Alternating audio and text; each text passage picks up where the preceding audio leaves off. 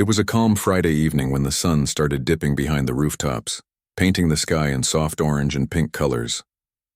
The streets were quiet except for a few cars passing by and the laughter of children playing somewhere down the block. A tall teenager walked home alone, his backpack slung over one shoulder and a basketball in his hand.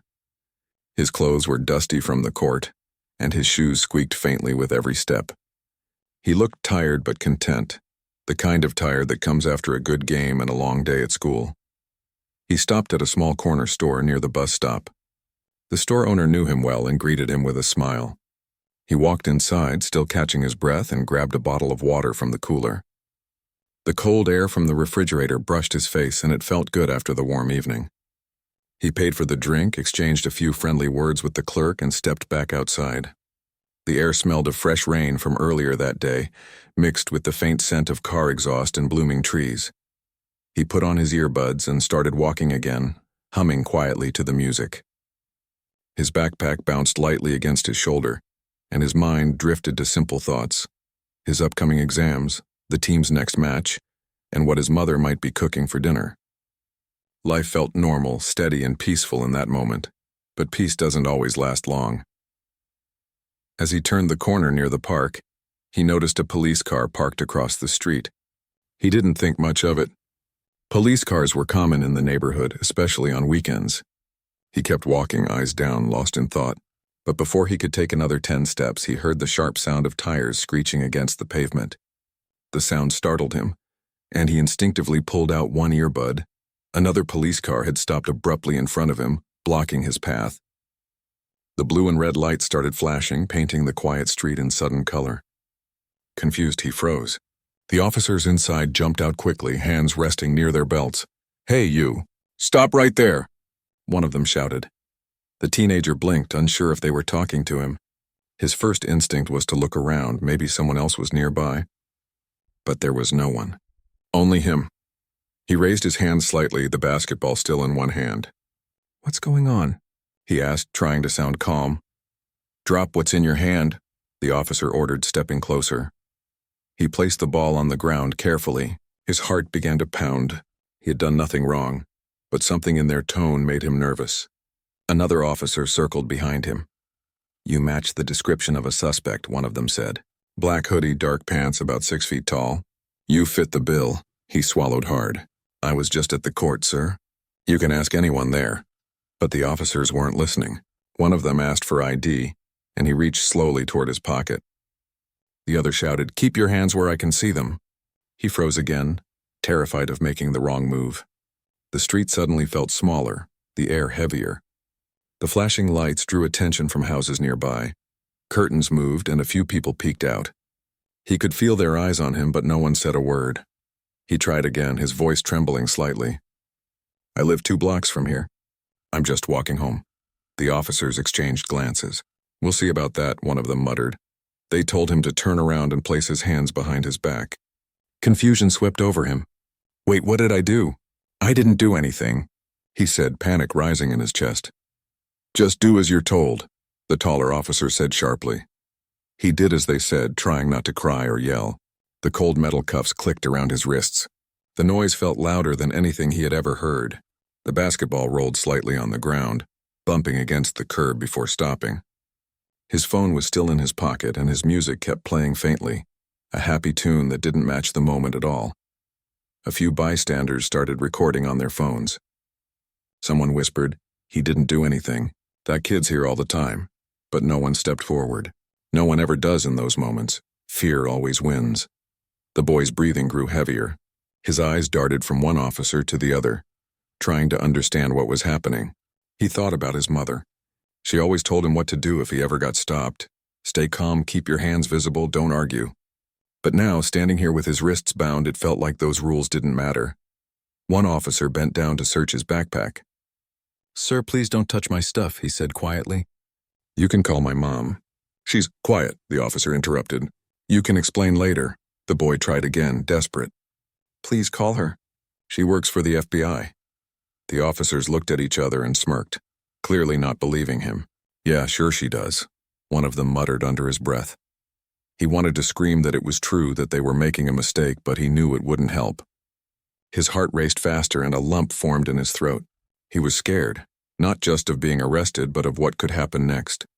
A few more minutes passed, though it felt like hours. The street was filled with flashing lights, tension, and silence that weighed on everyone watching. The officers kept questioning him, asking where he had been, what he was carrying, if he knew about a stolen car nearby. He kept repeating the same thing, that he was walking home from the court. Finally, one of the officers received a call on his radio. He stepped away, talking quietly into it. The other officer stayed close, watching the teen like he was already guilty. That's when the sound of another car approaching broke the silence. A black SUV pulled up at the corner. The engine cut off and the door opened quickly. A woman stepped out, tall, confident, dressed in plain clothes but with a sharp presence that made everyone turn their heads. She walked with purpose, her eyes fixed on her son. The moment she saw him standing there in cuffs, something inside her seemed to shift. "Excuse me," she said firmly, her voice calm but filled with authority. "What's going on here?" The officers turned toward her. One of them said, "Ma'am, please step back. We're handling a situation." She didn't move. "That's my son," she said, pointing. Her tone didn't rise, but it carried power. "And I'm Special Agent Robinson with the FBI. You need to take those cuffs off right now." The officers froze. The taller one blinked, clearly unsure of what to do. The other looked at her badge as she pulled it from her belt. The letters were clear, real, not a bluff. For a second, no one spoke. The only sound was the faint hum of police radios and the boy's shaky breathing. The taller officer finally said, "Ma'am, we didn't know." She cut him off, still composed. "You didn't ask. You assumed. Now, unlock those cuffs." The younger officer quickly did as told, fumbling slightly with the keys. The metal released with a click. The boy rubbed his wrists, his heart still racing. He didn't know whether to cry or speak. His mother stepped closer and put a hand on his shoulder. "You okay?" she asked softly. He nodded, though he could barely find his voice. The bystanders began whispering louder. Some recorded even more, realizing who she was. The officers stood stiffly, trying to regain control of the situation, but the air had shifted completely. The balance of power was no longer theirs. Agent Robinson turned back to them, her eyes steady. "You detained a minor without cause, searched his belongings, and ignored his request to contact his parent. You understand how serious that is, right?" The taller officer swallowed. "It was a misunderstanding, Agent. He matched the description of a suspect." "Then maybe you should check your descriptions more carefully," she replied. "Because this suspect was walking home from the basketball court."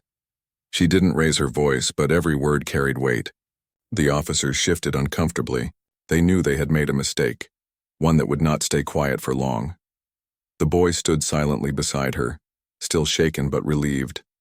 He watched her handle the situation with the calm strength he'd seen all his life. She wasn't just his mother now. She was the protector he'd always known her to be. The street, which had felt so small and suffocating moments ago, suddenly felt open again. People started to relax, murmuring in quiet awe. As they walked toward her SUV, she glanced down at him. "You did the right thing," she said softly. "You stayed calm." He looked up at her, his voice barely above a whisper. "I was scared, Mom." "I know," she said, placing a reassuring hand on his shoulder. "But you're safe now." They got into the car, and as they drove off, the flashing lights faded behind them. The night returned to its quiet rhythm. But something had changed in the boy, in the officers, and in everyone who witnessed what had just happened. The next morning, the house was quiet except for the faint sound of the coffee maker humming in the kitchen. The smell of toast filled the air. The teen sat at the dining table, staring down at his bowl of cereal, though he hadn't touched it. His eyes were tired, and he still hadn't fully processed what had happened the night before. Every few minutes, his mind replayed the scene. The flashing lights, the shouts, the feeling of cold metal around his wrists. His mother stood near the counter, reading something on her phone. She looked calm, but her eyes told a different story. There was a sharp focus in them, the kind that came when she was angry but didn't want to show it. She had been up late on her laptop, typing, making calls, and writing notes. Finally, she broke the silence. "Did you sleep at all?" she asked. He shook his head. "A little. Not really." She sighed quietly, setting her phone down. "I figured." "I didn't either." He looked up, his voice small. "Are they in trouble?" The officers? She didn't answer right away. There'll be an investigation, she said finally. There has to be. He looked down again, stirring the cereal that had long gone soggy. They didn't even listen to me, he said softly. I told them about you and they laughed. His mother sat across from him, folding her hands on the table. I know, she said gently. And I wish I had been there sooner. He took a deep breath, trying to hold back the frustration that was starting to rise again. Why did they stop me, Mom? I didn't do anything. Her expression softened. You didn't, she said firmly. Sometimes people see what they want to see, not what's really there. And that's what I'm going to fight. For a moment, neither of them spoke. The sound of a car passing outside broke the silence. The boy rubbed his wrists absent-mindedly. They were still sore, his mother noticed. Does it hurt? Just a little, he said. She reached across the table and gently touched his arm. You're stronger than you think, she said quietly.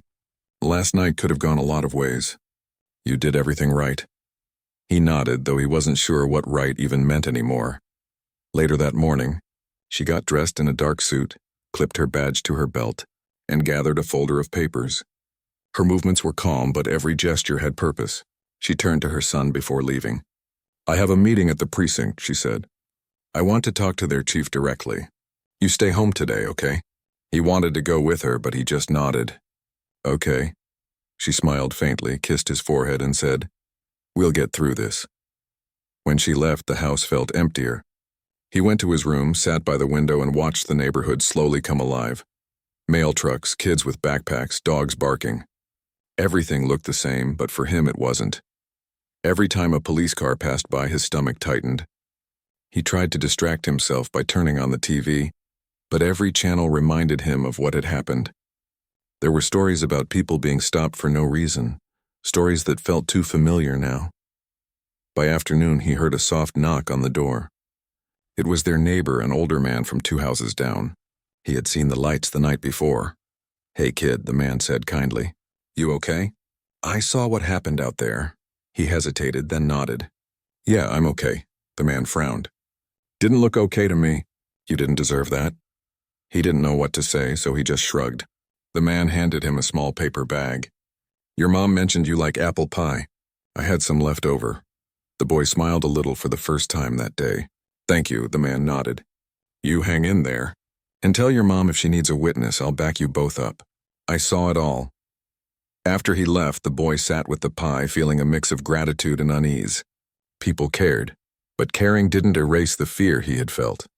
Meanwhile, at the precinct, his mother walked into a small office filled with framed certificates and a large city map pinned to the wall. The police chief stood up from his desk when she entered. Agent Robinson, he said politely, though his tone was cautious. I heard about what happened. Please have a seat. She didn't sit. You already know why I'm here, she said calmly. Yes, he admitted, clearing his throat. There seems to have been a misunderstanding. My officers were responding to a call about a car theft suspect. She handed him a document from her folder. Your officers detained a 16-year-old who was walking home from basketball practice. They handcuffed him, searched his things, and ignored his request to contact his guardian, who in this case was me. Do you call that a misunderstanding? The chief sighed. Agent Robinson, I understand your frustration. Believe me, I do. But, she interrupted softly, her voice firm but controlled. No, don't say but, because there's no but when you're talking about a child being treated like a criminal for walking home. He shifted uncomfortably. The situation escalated fast. They didn't know that he was my son?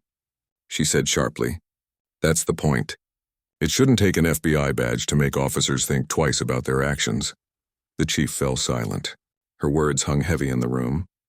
After a long pause, he said, There will be a formal review. I'll see to it personally. I'll hold you to that, she said quietly, then turned and left.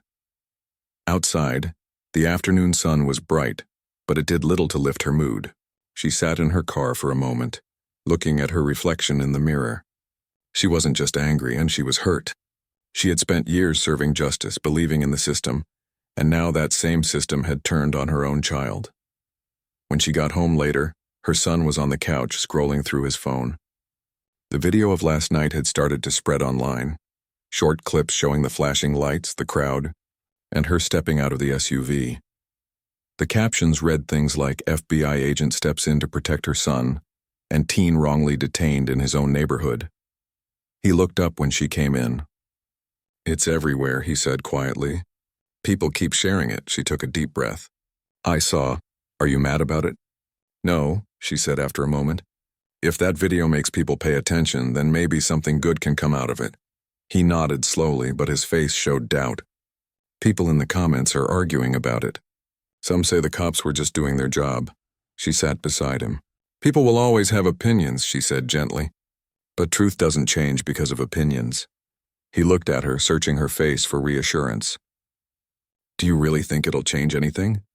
She hesitated, then gave a small, hopeful smile. "Maybe not overnight, but every time someone speaks up, every time someone records, it forces people to look, and that's how change starts." They sat in silence for a while, watching the video again, not because they wanted to relive it, but because it was now part of their story. Later that evening, they went for a walk around the block. The air was cool, and the sky was streaked with shades of gold and blue. People waved from porches, some offering quiet words of support. A woman watering her plants called out, "We're proud of you, Agent Robinson." The mother smiled politely, though her heart felt heavy. "Thank you," she said. The boy walked beside her, hands in his pockets. "It's weird," he said softly. "Everyone's talking to us now. Yesterday they just watched." She looked at him, her voice calm but sad. "That's how people are sometimes. It's easier to talk about something after it happens than to step in while it's happening." He nodded, understanding more than she realized. When they got back home, he went to his room. He sat on the edge of his bed, staring at his basketball. It still had a faint scuff mark from where it rolled into the curb that night. He picked it up, spun it slowly in his hands, and whispered to himself, "I just want things to feel normal again." Down the hall, his mother was on another call, this time with a lawyer from the department. Her tone stayed professional, but her voice wavered slightly when she mentioned her son. She wasn't just fighting as an agent now. She was fighting as a mother who refused to let fear define her child's life. When she hung up, she looked at the family photo on the table, her son grinning in his basketball uniform, holding a small trophy. She smiled faintly, then whispered, "They picked the wrong kid to mess with." That night, neither of them slept much. The weight of everything hung in the air, heavy but alive with determination. Outside, the street was quiet again, just like the night before. But this time something had changed, not in the street but in them. The boy had seen what fear looked like. His mother had seen what courage demanded. And both knew that the next few days would test them even more. The next few days felt like a storm that wouldn't end. News reporters began showing up in the neighborhood, asking questions and filming short segments about what had happened. The video of the police stop had spread across social media faster than anyone expected. People were talking everywhere, at schools, offices, even in coffee shops. Some called it a story of courage, others called it a sign of a broken system. For the teen, it didn't feel like a story at all. It was something he wanted to forget. Every time he walked outside, he felt eyes on him. Some people smiled and told him he was brave, but others stared too long, whispering. He couldn't tell what they were thinking, and that made him uneasy. One afternoon, as he walked home from the park, a group of kids from school caught up to him. "Hey," one of them said, grinning. "You're that kid from the video, right? The one with the FBI mom?" He forced a smile. "Yeah, I guess. Man, that's crazy. You're all over the news. Everyone's talking about you." He nodded, but inside he just wanted them to stop talking. Fame wasn't what he wanted. He just wanted things to be normal again. At home, his mother was on another phone call. Her voice was steady, professional, but he could tell she was tired. There were reporters calling her office, police officials trying to control the story, and even civil rights groups wanting to meet with her. She didn't ask for any of this attention, but she couldn't ignore it either. That evening, she sat on the couch with her laptop open, her eyes glued to an email from the police department. They had officially launched an internal review. 2 officers were temporarily reassigned. It was a small step, but it meant the incident was being taken seriously. Her son came in quietly, sitting beside her. "Are you okay?" he asked. She looked at him and smiled gently. "I'm fine, sweetheart. Just tired. Is everything going to get worse?" he asked softly. "No," she said after a moment. "It's going to get better. It just takes time." He leaned his head on her shoulder, something he hadn't done in a long time. I don't like being on the internet, he whispered. People keep sending me messages, some nice, some not. She closed her laptop and turned to face him fully. Listen to me, she said calmly. People will always have opinions. What matters is that you know the truth. You didn't do anything wrong. What happened wasn't your fault. He nodded but didn't respond. The next morning she drove him to school. For a moment he hesitated to get out of the car. What if people say stuff? He asked. Then you walk with your head high, she said softly. You have nothing to be ashamed of. He took a deep breath and opened the door. As he walked through the school gate, he heard whispers but also saw a few friends wave. One teacher placed a reassuring hand on his shoulder and said quietly, You handled yourself well. Those small moments helped. Back at her office, Agent Robinson sat across from her supervisor, a man who had worked with her for years. He looked serious but supportive. You've handled this situation with grace, he said. We're proud of you for standing up both as a mother and as an agent. She nodded. Thank you, but this shouldn't have happened in the first place. I agree, he said, and that's why the Bureau wants to be involved. We're planning a joint meeting with the city's police department about bias training. We'd like you to be part of it. She was quiet for a moment, then said, If it can prevent another kid from going through what mine did, I'm in. When she got home that evening, she found her son sitting on the porch, staring at the sunset.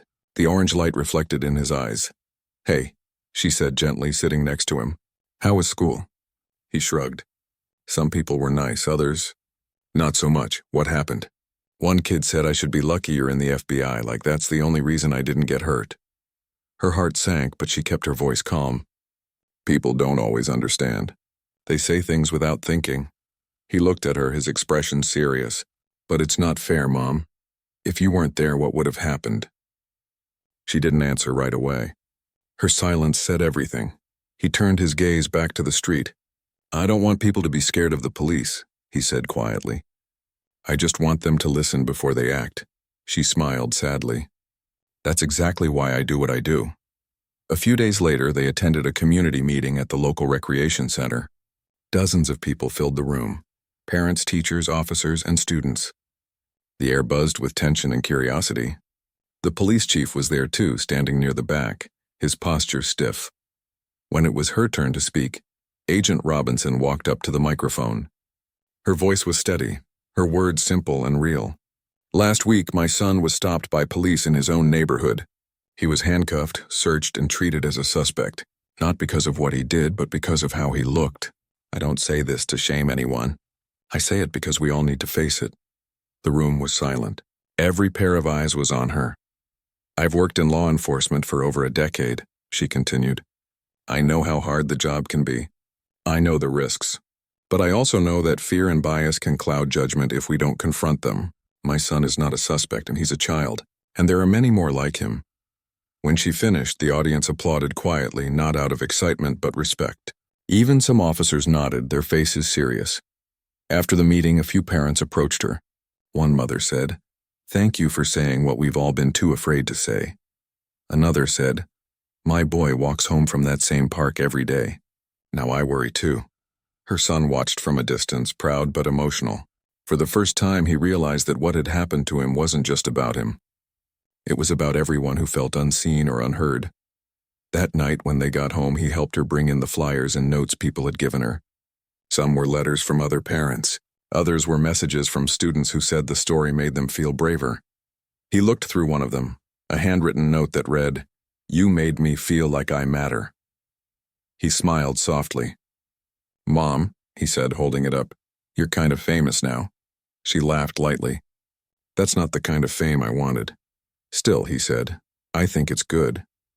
For a few weeks, life began to feel a little calmer. The noise of the media started to fade, replaced by more meaningful conversations. The police department began hosting open forums with the community. New training programs were announced. It wasn't perfect, but it was a start.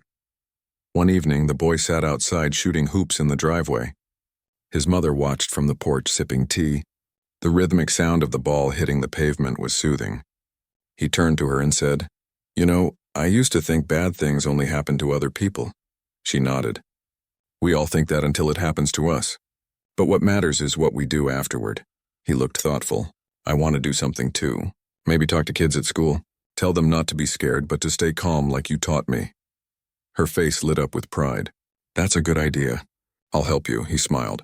For the first time in weeks, he felt a sense of purpose. As the sky darkened and the street lights flickered on, the two of them sat together quietly. The fear that once filled their hearts had turned into something else. Strength. Later that night, before going to bed, he stood by his window and looked out at the quiet street. The same street where everything had happened. It looked peaceful now, different but somehow familiar again. He whispered to himself, I'm not afraid anymore. Down the hall, his mother sat at her desk, finishing a report for her department. She looked tired but content. Before turning off the lamp, she glanced at the framed photo of her and her son, smiling, arms around each other, the kind of happiness that nothing could take away. The past week had tested both of them in ways they never expected, but it also reminded them of what really mattered: truth, love, and standing up when it counts. The next morning, life carried on as usual. Kids rode their bikes, neighbors waved, and the sun rose over the same houses.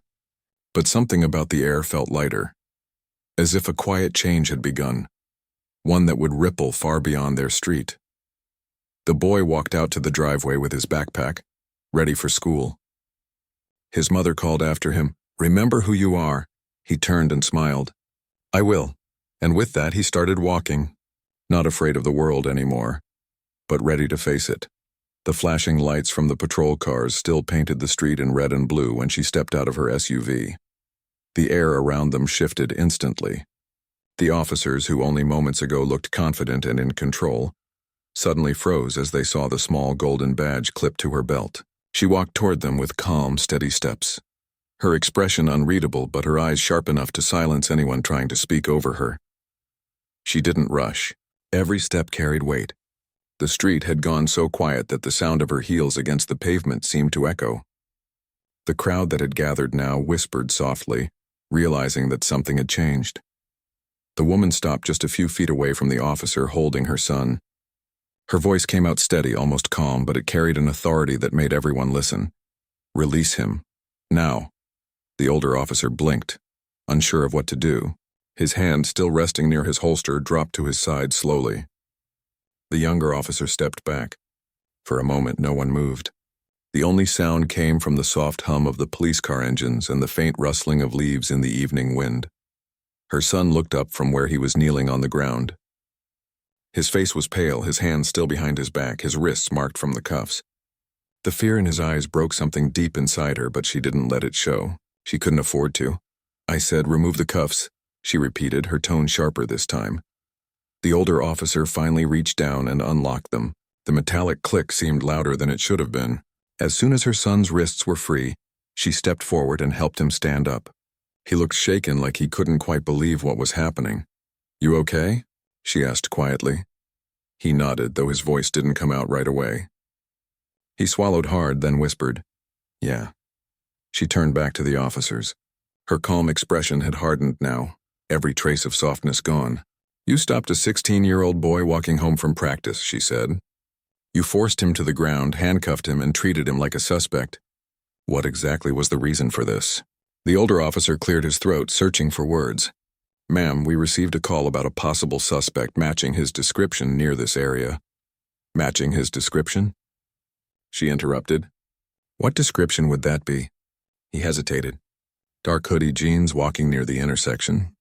She tilted her head slightly, her eyes narrowing. "That's half the teenagers in this neighborhood.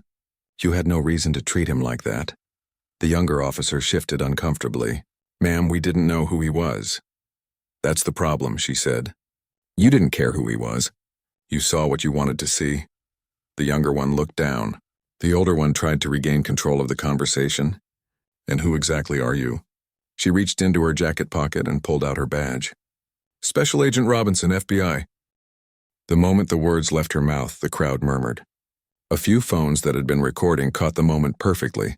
The mother standing tall in front of two uniformed officers, her badge glinting under the flashing lights. The older officer's mouth fell slightly open. His eyes darted from her to her son, then back again. he stammered. Agent Robinson. I didn't realize. Of course you didn't, she said evenly. But that doesn't excuse what you did. The tension in the air was thick enough to touch. The bystanders shifted quietly, whispering to one another. Some were angry, others stunned. But everyone could feel the shift in control. The officers who once commanded the scene now looked like they wanted to disappear. A police supervisor arrived moments later, walking briskly from another car that had just pulled up. His uniform was crisp, his tone formal but cautious. Agent Robinson, he greeted. I'm Lieutenant Harris. I understand there's been some kind of misunderstanding here. Her eyes didn't soften. A misunderstanding? She repeated. Your officers pinned my son to the ground and handcuffed him without cause. You call that a misunderstanding? Harris glanced at the officers, then back at her. I assure you we'll handle this appropriately. I'll personally review the body cam footage. I'll be reviewing it too, she said firmly, and I expect to receive a full incident report. I want every detail, from the initial dispatch call to your officer's conduct on scene. Yes, ma'am, Harris replied quickly. He turned toward the two officers, his voice low but sharp.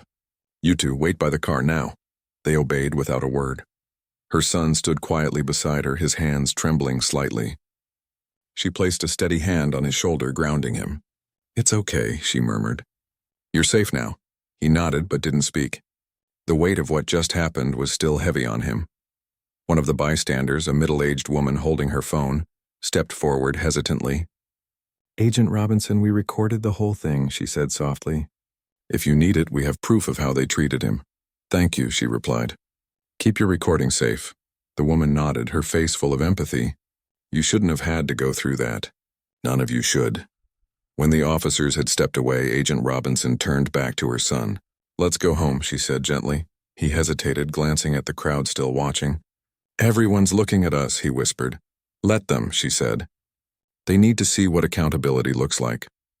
They began walking back toward her SUV. Every step felt heavier than the last. The streetlight above flickered, throwing short bursts of light across the cracked pavement. Her son moved quietly, his gaze fixed ahead, his thoughts racing. Inside the SUV, the silence stretched for a long time. The rhythmic ticking of the turn signal filled the space before she finally spoke. You did nothing wrong, she said softly. I know, he whispered. But it didn't matter to them. She gripped the steering wheel tighter. It should have. And it will. He turned to look at her. Mom, were you scared? She took a deep breath before answering. Yes, she said. But not for me. That silence between them said everything. The car rolled slowly through the neighborhood streets, past familiar houses that suddenly didn't feel as safe as they used to. Back home, he went straight to his room while she made a call to her field office, her voice calm but her hands still trembling. She explained the situation in clear, professional terms, but beneath her composure was the anger of a mother who had seen her child treated like a suspect for no reason. Later that night, she checked on him again. He was sitting by the window looking out at the quiet street, the faint glow of his phone lighting his face. He looked up when she entered. You know, he said softly. When they told me to get down, I thought they were going to hurt me. Her heart clenched, but she forced a small, steady smile. You're home now. You're safe. He nodded, but the look in his eyes said he wasn't sure what safe meant anymore. She sat beside him and looked out the same window. The night outside was still, but something between them had changed forever. She spoke again after a moment. Tomorrow I'll go to the station. I'll make sure this is handled the right way, but I need you to promise me something. He looked at her. What? Promise me you'll never let fear define how you see yourself, she said. They saw what they wanted to see tonight, but that's not who you are. He nodded slowly, his eyes welling slightly. Okay. She pulled him into a hug, holding him close. For the first time that night, her own tears came, quiet, unguarded. The strong FBI agent was gone. What remained was a mother who had almost lost what mattered most. When morning came, sunlight filled the kitchen as she sipped her coffee, reviewing her notes for the official report she planned to file. Her son walked in quietly, still a bit distant but calmer. Are you really going to do it? He asked. Yes, she said.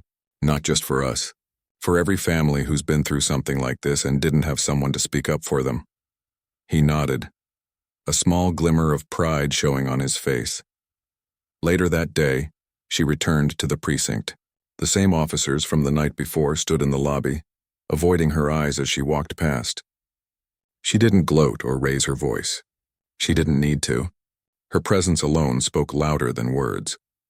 The lieutenant met her in his office and assured her that an internal review was underway. She thanked him, but she made one thing clear before leaving. "This isn't about revenge," she said. "It's about respect." That evening, when she returned home, her son was outside shooting hoops again, his way of clearing his mind. The orange glow of the sunset cast long shadows on the driveway. She watched him for a moment, smiling faintly. He looked up, catching her watching. "You gonna play?" he asked with a grin. "Maybe later," she said. "But keep your guard up," he laughed softly. "Always." As the sun dipped below the horizon, their laughter mixed with the quiet hum of crickets. The fear of the night before hadn't completely vanished, but something stronger had taken its place. Resilience. That night wasn't just about an encounter gone wrong. It became a lesson about courage, justice, and what happens when a mother refuses to stay silent. The morning after the official report had been filed, the boy woke up earlier than usual. Sunlight spilled into his room, illuminating his basketball and sneakers scattered across the floor. The memory of the night the police stopped him still lingered, but it felt less sharp now. It wasn't gone entirely, but he could breathe a little easier knowing that his mother had stepped in and stood up for him. He got dressed quietly and went to the kitchen. His mother was already there, reviewing documents and sipping coffee. She looked up as he entered. "Morning," he said softly. "Morning," she replied, setting her papers aside.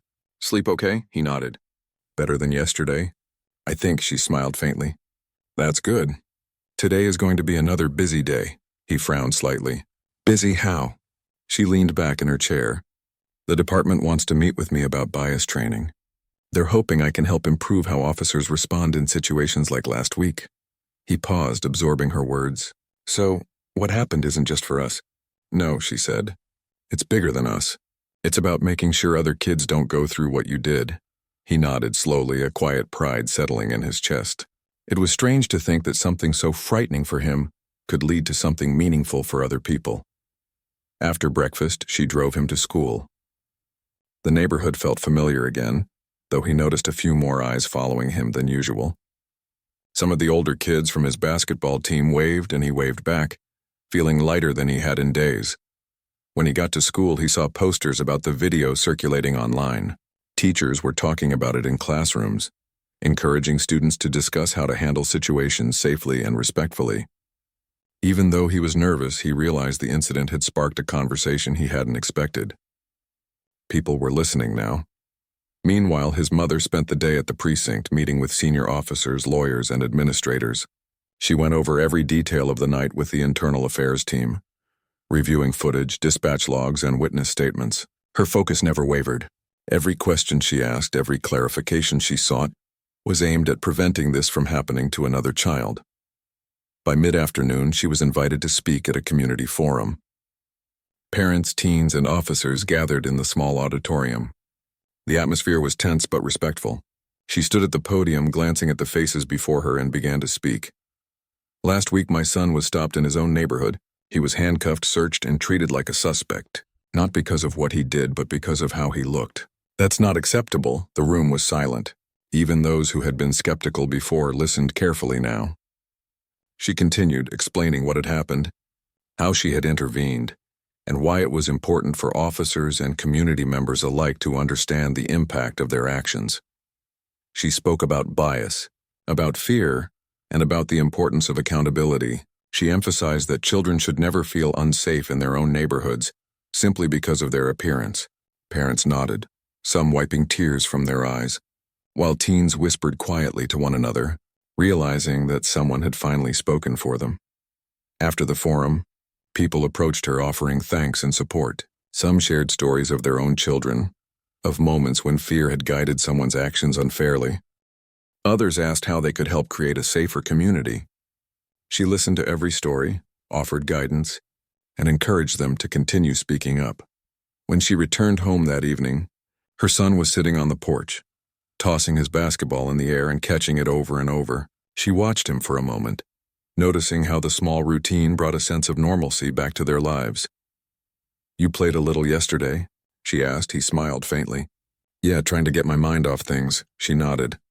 "Good. It's important to keep moving forward." He stopped tossing the ball and looked at her seriously. "Mom, do you think people will stop thinking we're lucky you're in the FBI?" She chuckled softly. "Some will always think that. But the truth is, you didn't need luck that night. You stayed calm, you followed the rules, and you acted the way you were taught. That's what matters." He considered her words. "I guess I did okay then." "You did more than okay," she said. "You were brave." The next morning, they received a call from the school principal. A group of students wanted to meet with the boy and his mother to discuss the incident. They were worried about safety and wanted to learn how to respond in moments of fear and confusion. He was hesitant at first but agreed when his mother assured him that his voice could help others. The meeting took place in the school library. Around the table sat teenagers, teachers, and a few parents. His mother started by asking him to share what happened, and he spoke honestly, recounting his fear, the confusion, and how his mother had intervened. The room remained quiet as he talked, everyone listening closely. When he finished, she added her perspective, emphasizing the importance of understanding, respect, and proper conduct. Together, they explained why it was crucial to stay calm, communicate clearly, and seek help when necessary. After the meeting, a student approached him quietly. "Thanks for sharing," she said. "I've always been scared of being stopped by police. Now I know what I should do if it ever happens." He nodded, feeling a strange mix of relief and pride. He hadn't imagined that something so terrifying for him could help someone else feel safer. Over the following weeks, things slowly returned to a new kind of normal. The police department completed its review of the officer's conduct. They received formal reprimands and were required to attend additional training on bias and proper engagement with the community. It wasn't perfect, but it was a start. Meanwhile, his mother continued to work with both the department and the community, speaking at workshops, offering guidance, and helping create new programs aimed at improving understanding between officers and young people. She stayed tireless, fueled by her experience and the need to make change. The boy, too, began to feel a sense of purpose. He started volunteering with a local youth program, talking to younger kids about safety, respect, and how to remain calm in stressful situations. He shared his story without fear, emphasizing that mistakes can happen but that courage, honesty, and calmness can guide you through even the scariest moments. One evening, after helping a group of kids practice basketball, he and his mother walked home together. The neighborhood felt quiet and familiar, the same as it had before the incident, but it also felt safer somehow, as if the conversations, the attention, and the effort had changed it for the better. "Mom," he said softly, "do you think what happened will help anyone else?" She smiled, looking down at him. "It already has, and it will continue to. Every time someone listens, learns, and changes their behavior, it makes a difference. Even small differences matter." He nodded, the weight of the past weeks lifting slightly. "I guess it's kind of nice to know that something good can come out of bad things." "Yes," she said, squeezing his shoulder gently. "It's always possible." That night he lay in bed thinking about the events of the past month.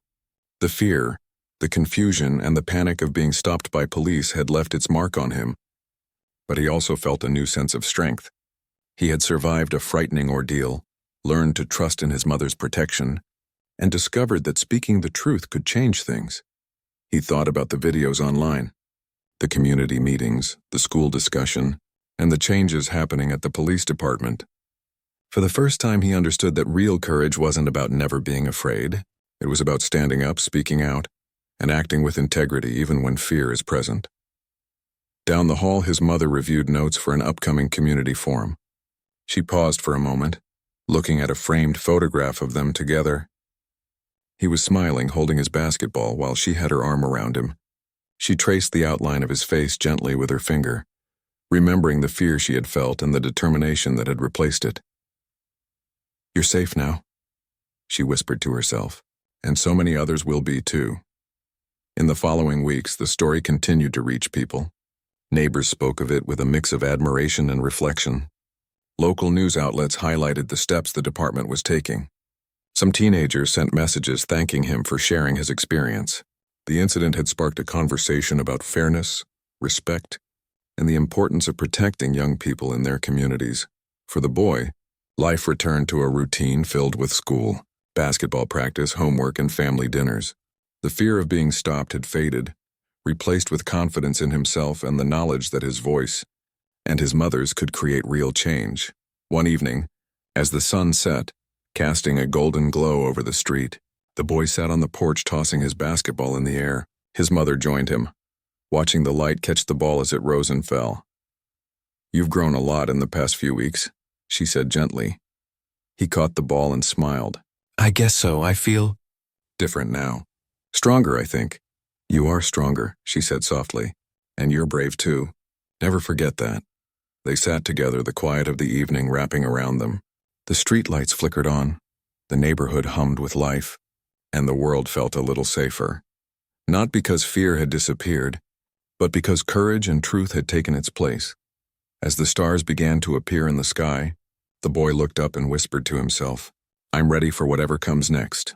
And his mother, watching him, knew that together, they had faced the storm and emerged stronger, not just for themselves but for everyone who needed to be heard.